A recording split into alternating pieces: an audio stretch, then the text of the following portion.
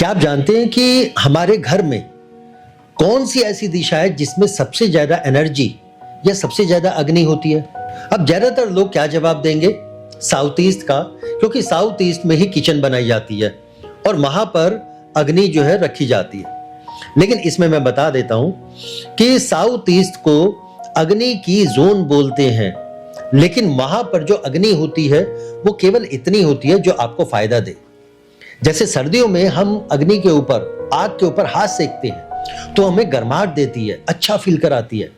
बस ठीक वैसे ही साउथ ईस्ट की जो है अग्नि होती है, लेकिन वहां प्रॉपर अग्नि उसको हम नहीं मानते, क्योंकि ये साउथ एलिमेंट नहीं है, वो साउथ की डायरेक्शन नहीं है। हमेशा याद रखिएगा, आपकी लर्निंग के लिए ये चीज मैं बता देता हूं कि हमारे पूरे घर में जो सबसे ज्यादा जो एनर्जी होती है वो कहां होगी?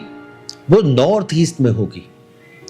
अब आप इसमें भी थोड़ा सा कंफ्यूज होंगे कि नॉर्थ ईस्ट में तो हम पानी को जो है स्थान देते हैं, वहां पे बोरिंग वगैरह कराते हैं। असल में क्या होता है कि जो नॉर्थ ईस्ट की जो डायरेक्शन है वहां पर वास्तु पुरुष का सर होता है और हमारे पूरे शरीर के अंदर सबसे ज्यादा जो गर्मी होती है वो हमारे दिमाग में होती है। अब क्योंकि वास्तु पुरुष का सर वहां पर है तो दिमाग भी उसका वहां पर होगा, इसीलिए सबसे ज्यादा एनर्जी और सबसे ज्यादा गर्मी वहां पर होती है। और उसको ही बैलेंस करने के लिए ये हमेशा एक प्रावधान रखा गया है कि नॉर्थ ईस्ट में वाटर बॉडीज को लाना चाहिए, वहां पर बोरिंग वगैरह जो है करवानी चाहिए। अगर वहां पर कोई स्विमिंग पूल वगैरह कोई बनवाना चाहता है वो बनवाना चाहिए, ताकि वो जो एनर्जी का जो बैलेंस है वो बैलेंस हो जाए, ओवरफ्लो ना हो। और इसीलिए कहा जाता है कि नॉर्थ ईस्ट में किचन वगैरह नहीं लानी चाहिए, क्योंकि पहले से ही वहां पर एनर्जी ज्यादा है। और अगर किचन भी वहां पर आ गई, अग्नि भी वहां पर आ गई, तो वो जो अग्नि का जो फ्लो है वो ओवर हो जाएगा, जिसकी वजह से वहां पर जो काम करने वाली जो महिला होती है, उस महिला का जो दिमाग होगा वो ज्यादातर गर्म रहेगा, वो शांत नहीं रहेगा। और इसी कारण से होगा क्या कि ज्यादातर समय में वहां पर अगर वो महिला जब खाना बनाएगी तो उसके खाने में आपको टेस्ट नहीं मिलेगा, वो शांति नहीं मिलेगी जो खाना खाने के बाद मिलनी चाहिए।